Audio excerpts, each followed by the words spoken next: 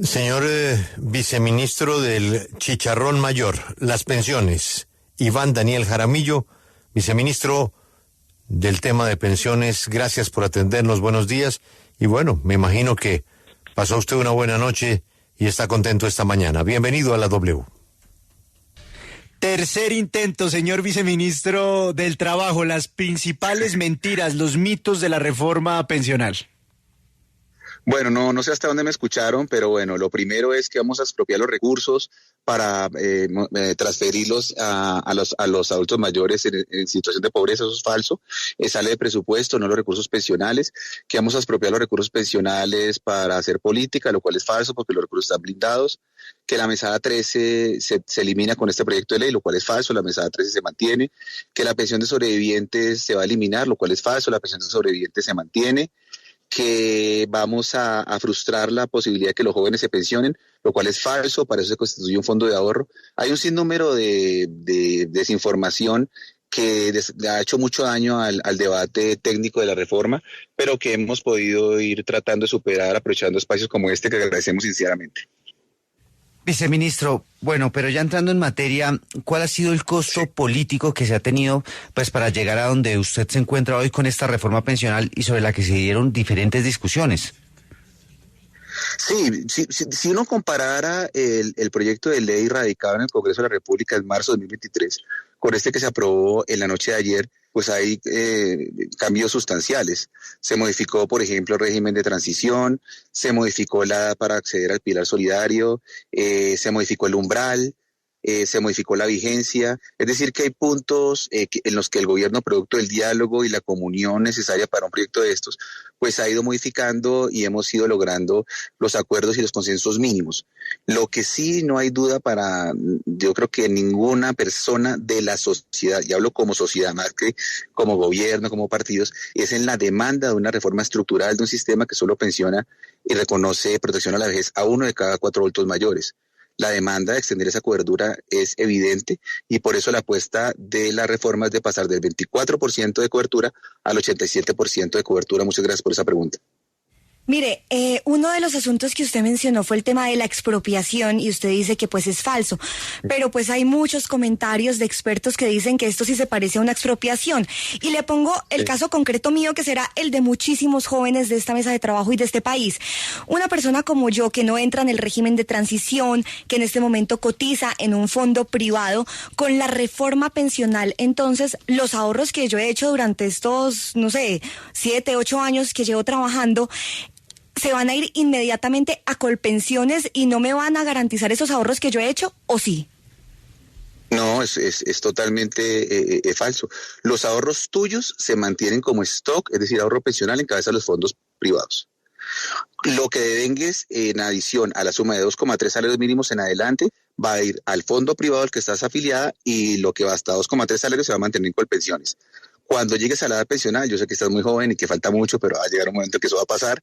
Cuando tengas 57 años, se va a causar la pensión integral de vejez con 1.000 semanas por ser mujer. Esa es otra ventaja de la reforma, que en tu caso se van a reducir el número de semanas. He escuchado que normalmente la generación de ustedes no quiere tener hijos, pero por hijo se va a reducir un año hasta 3 hijos, 150 semanas.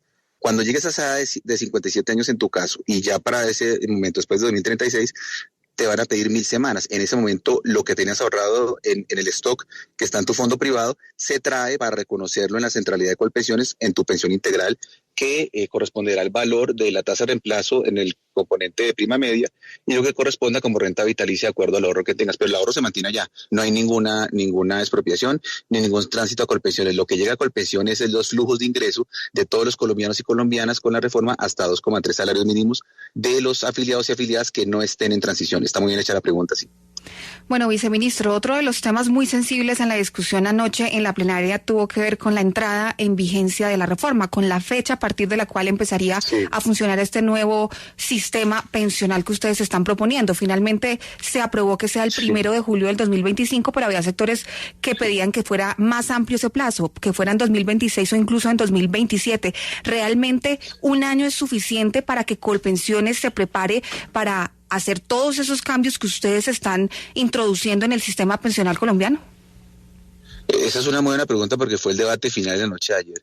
Sí, había propuestas de extender un poco más allá, 2026, 2027, bueno, había muchas propuestas. ¿Por qué el gobierno insiste en 1 de julio de 2025? No es caprichoso, es que esos adultos mayores que están demandando de nosotros una transferencia económica suficientemente idónea para acceder a sus necesidades vitales, tiene una demanda que es urgente. Y nosotros no podemos ser menores a esa exigencia de la sociedad, de llevar a esos 3 millones de adultos mayores, casi 3 millones, una suma de 223.000 pesos para ayudar a que salgan del estado de vulnerabilidad. Por otra parte, no es un año, nosotros llevamos desde octubre de 2022 trabajando este tema, adelantando el alistamiento para que el sistema empiece a estar a punto para la entrada en vigencia del sistema, y llevamos trabajando desde octubre de 2022, donde se creó la subcomisión para la reforma pensional. Luego en marzo de 2023 se presentó el proyecto de ley, y paralelo a esto, pues obviamente el gobierno ha venido trabajando en la puesta a punto, ¿no? Señor viceministro, pero hay un tema que sí le preocupa a muchísimos expertos, y es la sostenibilidad de esta reforma pensional, porque se supone que toda reforma debería ser sostenible en el tiempo, y el propio ministro de Hacienda ha dicho pues que la sostenibilidad está garantizada hasta el año 2070. Otros hablan incluso de una fecha anterior. En ese momento, por el envejecimiento de la población, se acabaría el pozo de los recursos y el gobierno tendría que evaluar de dónde saca la plata para las pensiones. ¿Eso es verdad, señor viceministro? ¿Quieres, Lucas? Sí, señor. ¿Cómo estás, Lucas? Me da mucho gusto saludarte. No, miren, lo que tiene, primero que todo, el proyecto de ley tiene aval fiscal. Eso no lo podemos perder de vista.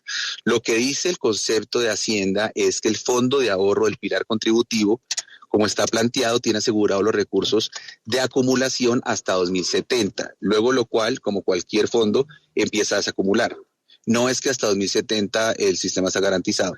La reforma además incluye, Lucas y Mesa de Trabajo, unas cláusulas de revisión cuatrienal. Cada 4 años hay un informe hecho por una comisión de expertos para entregar un informe al presidente de la República y al Congreso para que tome las medidas paramétricas que sean necesarias. El estudio está hecho en condiciones ceteris paribus, es decir, estando las cosas en su estado como están. Pero realmente la pregunta es muy buena y muy inteligente, porque lo que se dice es cierto.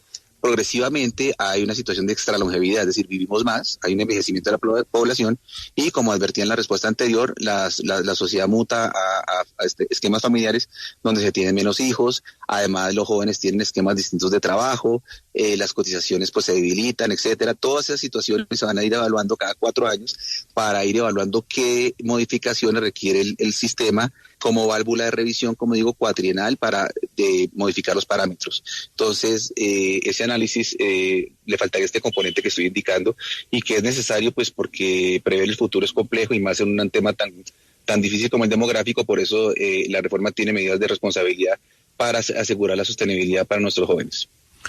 Una pregunta que puede ser muy elemental. Ustedes pueden garantizar que las personas que están recibiendo un dinero X en este momento de pensión lo van a seguir recibiendo y no se van a ver perjudicados, así sean altas o bajas esas pensiones. Y lo otro, los que están ahorrando en este momento, ¿no van a ver perjudicado ese ahorro que ya están haciendo? Félix, sí. Sí. ¿Cómo estás, Félix? ¿Cómo te va? Bueno, no. Nosotros, el punto de partida, Félix, es se respetan los derechos adquiridos. Nadie, y gracias por esa pregunta, los que me están escuchando, pensionados y pensionadas, que reciben su mesada, no se va a ver alterada. Ni la obligación a cargo de quien está, un fondo privado o Colpensiones, ni el monto, ni el reconocimiento. No hay ninguna posibilidad de que se desconozcan derechos adquiridos conforme a derecho. No hay ninguna posibilidad. Para los que están en este momento en la fase de acumulación, hay garantía de un régimen de transición para los hombres que a la fecha de entrada en vigencia de la ley tengan 900 semanas, para las mujeres que tengan 750 semanas, en virtud del respeto del principio de respeto de los derechos en curso de consolidación, nuestras expectativas que ha ordenado la Corte Constitucional en respetar estas trayectorias pensionales. Y para los que hasta ahora empiezan y no están en el régimen de transición, hay garantía de que esos recursos están blindados. Está el artículo 11 de naturaleza de los recursos, está el artículo 95, que es nuevo en la ponencia aprobado, para que se garantice en un tema de gobierno corporativo en la administración del Fondo de Ahorro del Pilar Solidario. Entonces hay garantías jurídicas de gobierno corporativo que pueden dejar tranquilos a los colombianos y colombianas en la buena administración de los recursos. Por supuesto que sí, Félix. Señor viceministro, ¿qué probabilidades hay, además que usted está hablando de la seguridad jurídica, y qué probabilidades hay de que puedan salir a demandar esta esta reforma pensional, utilizando como base el hecho pues que finalmente todos los congresistas están haciendo unos aportes a pensiones y que por ende entonces ellos podrían haber legislado a favor de sus propios intereses? Bueno, Juan Pablo, muchas gracias por la pregunta y te saludo. No, en realidad, si tú revisas todo el trámite parlamentario, yo creo que nos tomamos entre 1 y 2 meses para resolver todo el tema de impedimentos y recusaciones. Eso fue un tema al que se le destinó muchísimo cuidado, atención y tiempo. Entonces, cuando hay normas generales y abstractas, esto pasa mucho en derecho, Juan Pablo, por ejemplo, en temas tributarios. Pues al final todos pagamos impuestos y por esa vía pues nadie podría legislar en materia de impuestos porque a todos nos interesa que los impuestos pues se reduzcan, eso es natural. Y nadie podría pensionar en temas como las pensiones, pues que todos queremos una buena pensión y menos requisitos, eso es natural, es un interés.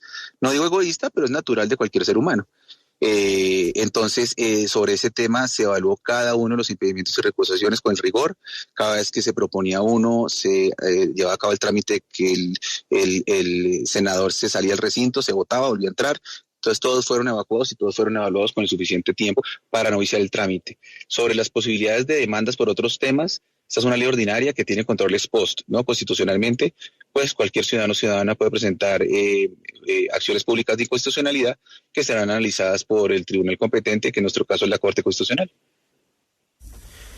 Pues ese es el gerente del problema, don Iván Daniel Jaramillo, quien es el viceministro que atiende empleo y pensiones y que ahora pues ha logrado la aprobación que ayer celebró el gobierno. Solo desearle muchos éxitos, señor viceministro, y que esto salga lo mejor posible. Muchas gracias por la invitación, Julio, a toda la mesa de trabajo, a todos los oyentes hasta ahora, un feliz día. Y esta es una buena noticia, no para Iván Jaramillo, Julio, es para la sociedad, para retribuir a nuestros adultos mayores en justa proporción a su contribución a la sociedad. Es una deuda que teníamos todos. Un abrazo a todos.